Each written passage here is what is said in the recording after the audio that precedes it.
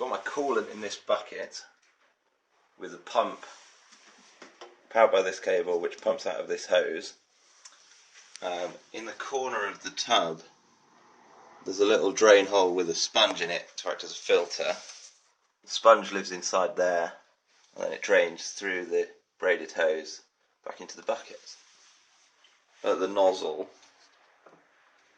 the thinking here is that this is magnetic and I can position it here and shift it around to point the stream at the work, although it turns out that's not strong enough and the hose moves it around. But the biggest issue is that it pumps faster than it drains.